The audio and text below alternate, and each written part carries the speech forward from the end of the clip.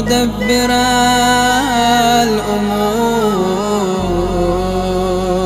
يا باعث من في القبور يا مجري البحور يا ملين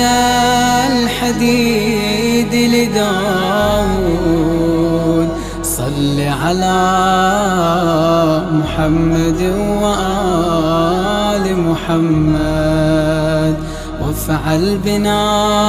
ما أنت أهله في الدين والدنيا برحمتك يا أرحم الراحمين وصلى الله على محمد وآله الطاهرين.